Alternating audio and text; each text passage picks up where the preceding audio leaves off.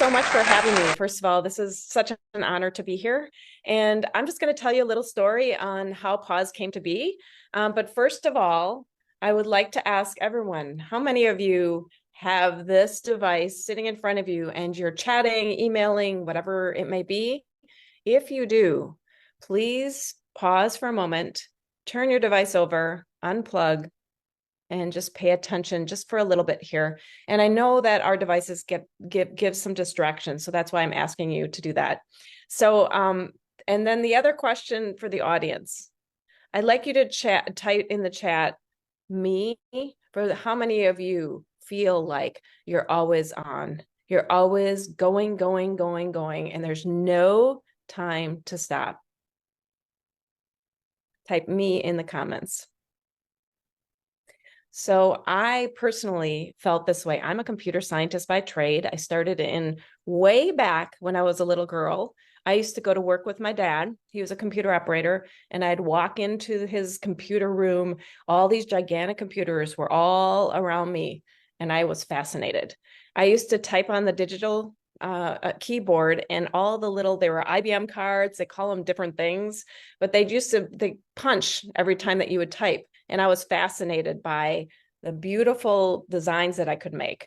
Fast forward, I was actually going to college and I did not know what I wanted to do. I was supposed to be a fashion designer. But what happened was I actually got my degree in education all over the place, right? But I ended up getting my first job as a director of computer operations. And from there, I rode the wave of computers and I kept getting educated. I kept learning because it was such a fascinating thing for me to get into that computer, delve in.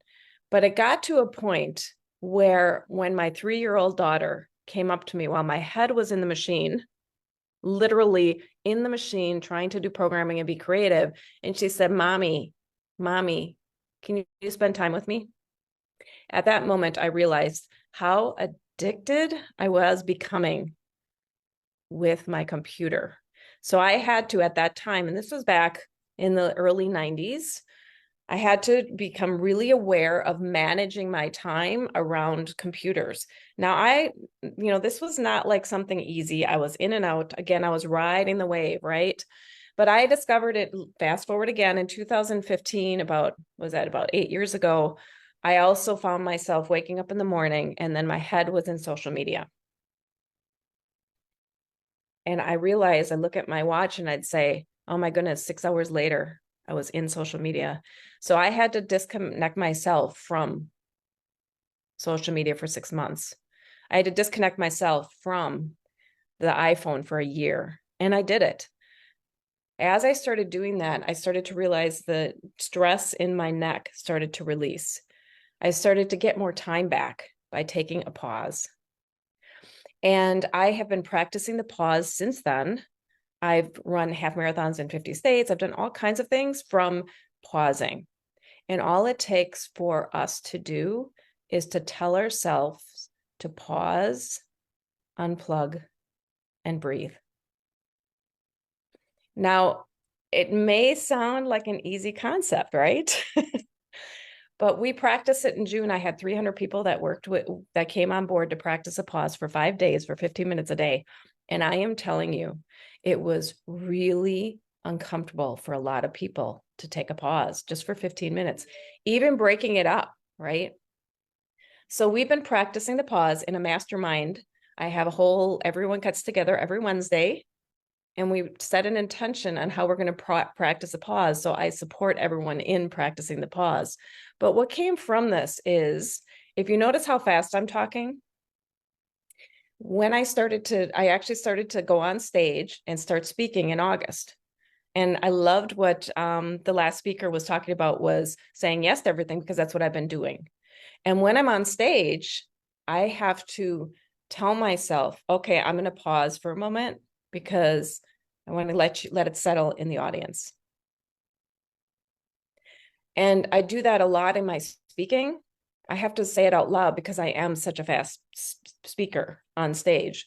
I also have methods before I go out and speak to meditate, to get grounded, And I have to remind myself to pause. I actually have to set some time aside to practice a pause for myself before I have any speaking engagements.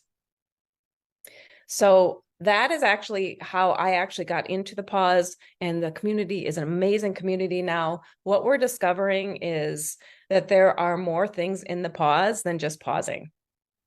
Initially, it was take a pause, unplug and breathe, or just settle in a space with no technology or with no always on, whatever that may be.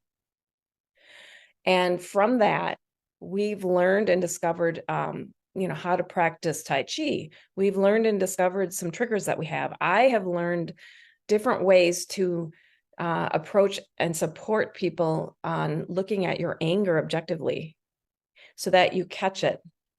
You catch your stresses. And this, again, is helpful on the stage because many times when we're speaking, we get inside our head or outside of our head. And the method around objectively seeing how you are, even coming back to like the last speaker talking about your why, right? Coming back to pause and coming back into the grounding of who you are and coming back to your heart so that you can actually share truly, authentically who you are in your moment. Because you're in and out when you actually are speaking. There's times when you memorize when you speak, right? And then you get out of it. And so today, what I like to leave with you is just take a moment and practice the pause for just 5 minutes even. And you are welcome to sign up for my link. I have a meditation link free for 10 minutes. You can practice that, as well as I have the dates and times for when you can come to our mastermind for free. And I'll support you in practicing your pause every Wednesday morning, Central Time.